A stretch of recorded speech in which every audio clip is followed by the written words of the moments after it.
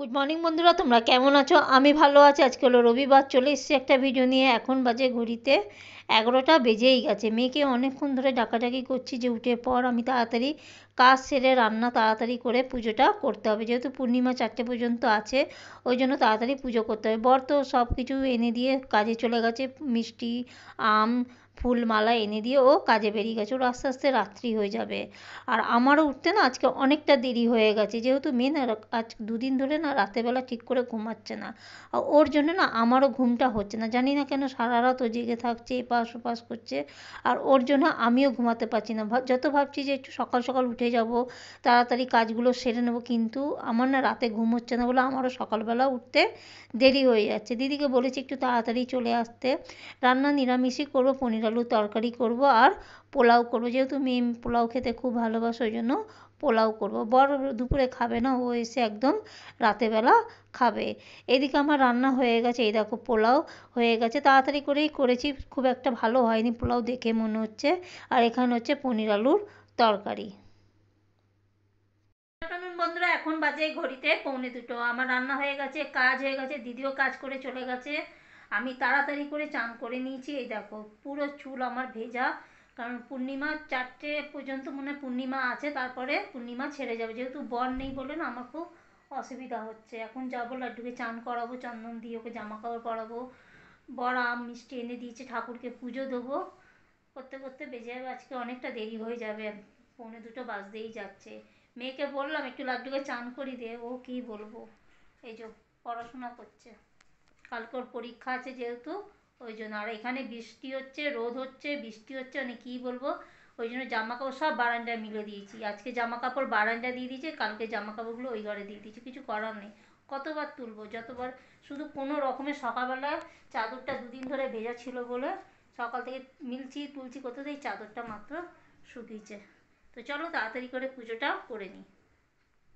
ভেবেছিলাম আজকে একটু তাড়াতাড়ি পুজোটা করব, কিন্তু অনেকটা দেরি হয়ে গেল, কারণ দিদি কাজ করে যাওয়ার পর না অনেক কাজ থাকে, গ্যাস মোছা থাকে, বাসন তোলা থাকে, তারপর টুকিটাকি অনেক কাজ থাকে রান্নাঘরে, তারপরে জামা কাপড় একবার এদিকে মেলো একবার ওদিকে মেলো, এই করতে করতে না অনেকটা দেরি হয়ে গেল।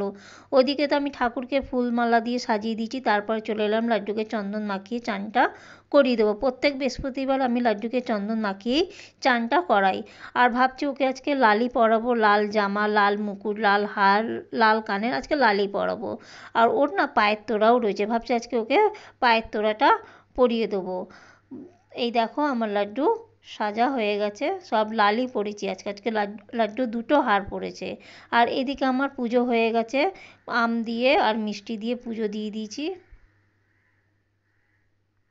এখন বাজে ঘড়িতে 3:45, আমার পুজোও হয়ে গেছে, খাওয়াও হয়ে গেছে। চুল খোলার এখনও আমি সময় পাইনি, মানে অনেকটা সময় লেগে গেল পুজো করতে। লাড্ডুকে চান করালাম, সাজালাম।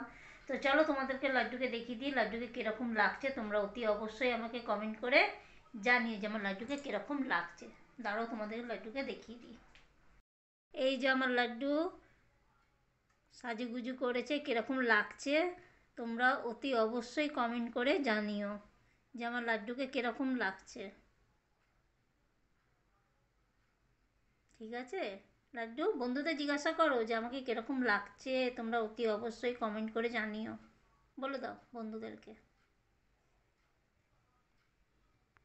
যেহেতু গুরু পূর্ণিমা, ওই জন্য আমি অনুকূল ঠাকুরের দীক্ষিত, অনুকূল ঠাকুরকেও মালা পরালাম, লাড্ডুকেও মালা পরালাম, পরিয়ে একটুখানি আম মিষ্টি দিয়ে পুজো দিলাম। আজকে সবার বাড়িতে পুজো হচ্ছে, আমাদের পেছনে তো যে বাড়ি আছে, নতুন বাড়ি যে হয়েছে, কালকে কীর্তন দিয়েছিল, আজকে পুজো হচ্ছে, তারপর পাশের বাড়িতেও পুজো হচ্ছে, নারায়ণ পুজো হচ্ছে, আজকে অনেক বাড়িতেই পুজো হচ্ছে। আজকে দিনটা খুবই ভালো, আবার কালকে সোমবার, শ্রাবণ মাসের প্রথম সোমবার কাল থেকে আবার পড়ে যাচ্ছে।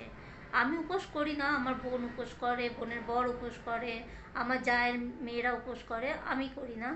আমি এমনি বাড়িতে ঠাকুরকে ফুলমালা মিষ্টি দিয়ে পুজো দিয়ে দিই সোমবারে শ্রাবণ মাসে, কিন্তু আমি উপোস থাকি না। যাই একটু গিয়ে শুয়ে পড়ি, বর আস্তে আস্তে রাত্রি হয়ে যাবে, আর মেয়ে আছে জায়েদের ঘরে, ও ঘুমিয়ে পড়েছে জায়েদের ঘরে। ইভিনিংটা এখন বাজে ঘড়িতে 8টা, আর মা এখানে শুয়ে আছে। আসলে মায়ের শরীরটা খারাপ, তাই আজকে আমি ব্লগটা করছি। মা আসলে দুপুরবেলা পোলাও খাওয়ার পর আম খেয়ে নিয়েছিল, তাই মায়ের বমি হচ্ছে, আর এখন মা শুয়ে আছে। আর এখানে আমি লাড্ডুকে খেতে দিয়ে দিয়েছি জেমস। এখন ঘড়িতে বাজে রাত্রি 10টা। সন্ধ্যের থেকে আমার শরীরটা খুবই খারাপ হয়ে গেছিলো বন্ধুরা, কি বলবো। দুপুরে পোলাও খাওয়ার পর আমি আম খেয়ে নিয়েছিলাম, খেয়ে তারপরে আমি শুয়ে পড়েছিলাম।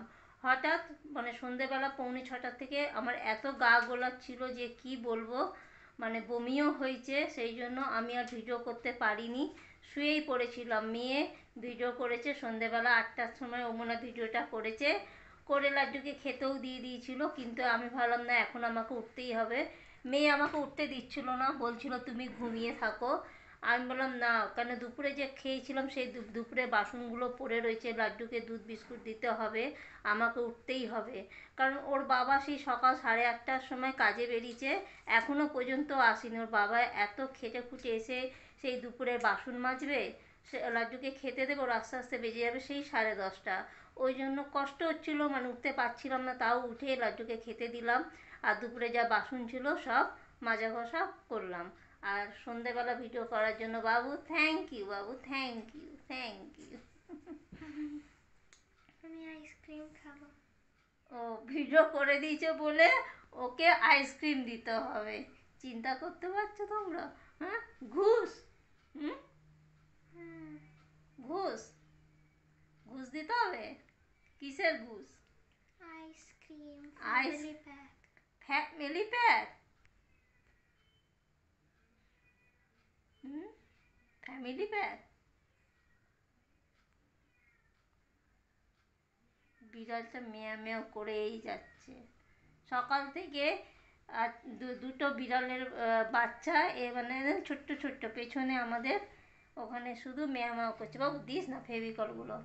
তো বন্ধুরা, ভিডিওটা আমি আর বেশি করতে পারছি না, কারণ শরীরটাও খুব একটা ভালো নেই। তাহলে আজকের মতন ভিডিও আমি এখানেই শেষ করছি। যদি ভালো লাগে তাহলে লাইক শেয়ার কমেন্ট অতি অবশ্যই সাবস্ক্রাইব করে দিও। তোমরা ভালো থেকো, সুস্থ থেকো। টাটা বন্ধুরা, গুড নাইট। গুড নাইট বলে দাও। Good night.